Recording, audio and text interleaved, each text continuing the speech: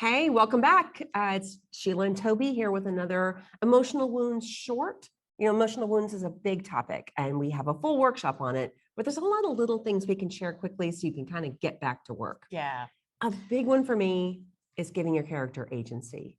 This is part of their emotional wound. Yeah. I really hate it when I'm watching a movie and their secondary character is helping them out and doing the work. I hate that. Or they're just sitting back and people are being mean to them, or people are being kind to them, or people are opening doors for them. The thing about not giving your character agency is you separate yourself from the reader. We want to see your character screwing it up. Yeah. I mean, that's really why we're reading the book is to live vicariously through your character. So if they're just hanging out, it's not as much fun as watching them, rappel down a building or something, but also I want them to have a reason to rappel down the building. Right. And you can tie this in with their emotional wound. Why do they make the choices they make? Well, they make them because they're carrying this baggage. They're telling themselves this lie. But having that lie is not going to help your narrative move forward if they're not making bad choices and good choices because of it. They should make bad choices, better choices, good choices, and then they find wisdom. Yeah. That's the arc of a story. It is.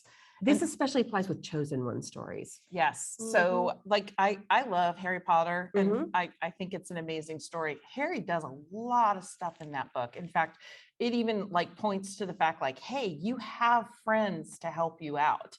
Because if Harry just let Hermione and Ron do everything, it wouldn't be as interesting.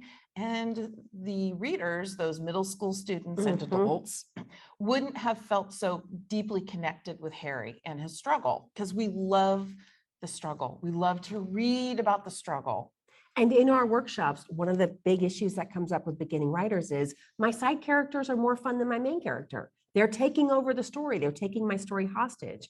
And it's usually because you haven't given your main character agency. They've got to be doing the weird things, making the bad choices. And it's okay. They should make at least one really bad choice and then have to deal with the consequences because that's life. And that's how you grow. And that's what it is. That's why emotional wounds drive a story.